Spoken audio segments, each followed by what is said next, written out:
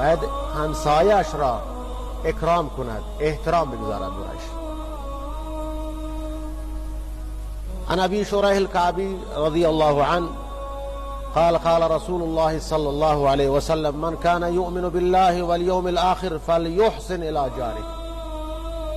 هر کسی ایمان به الله، ایمان به روز آخرت دارد، فلیحسن الی جاره، باید همسایه‌اش با نیکی، با خوش اخلاقی رفتار کند، خوبی کند با همسایه. یک فرهنگ ایمانی و اسلامی ماست که همسایه ها از دست همسایه دیگه اذیت و آزار نبینند. عن ابي هريره رضي الله عنه قال قال رسول الله صلى الله عليه وسلم من كان يؤمن بالله واليوم الآخر فلا يؤذي جاره. همه جا ایمان بالله والیوم الآخر اینجا تکرار میشه، خیلی مهمه. یعنی این دوتا قدرت بازدارنده مؤمن هست که ایمان به الله، یعنی در واقع داره به الله احترام میگذارد. احترام به همسایه احترام به خداوند است، چون او گفته است، او میگوید همسایه را احترام بگذار.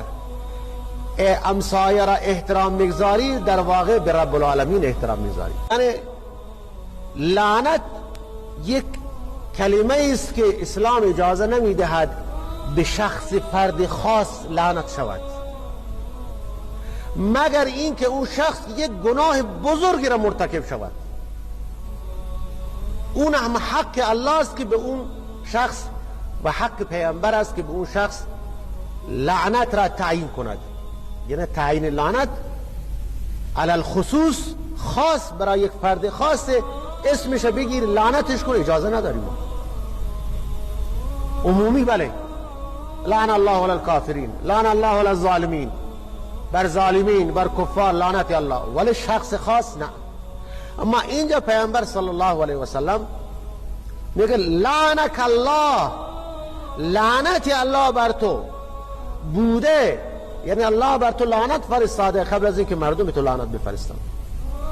یعنی اگر همسایه را اذیت و آزار برساند، حق دارد اون همسایه مستقیم برش لعنت بفرستد، علی التعیین علی الخصوص.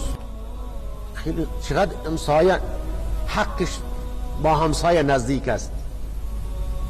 اما انطور که دیوار به دیوار چسبیده‌اند، حقش هم اینطور چسبیده.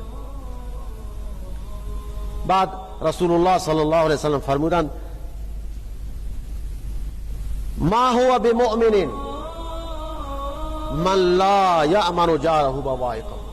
در روایت 3 بار گفت لا یؤمنو لا یؤمنو لا یؤمنو، 3 بار. این مؤمن نیست، مؤمن نیست، مؤمن نیست. اصحاب سوال کردند یا رسول الله چه کسی؟ فرمود کسی که لا یؤمنو جاره بوائقه، همسایش از شر او، از فتنه او، از اذیت و آزار او در امان نباشد.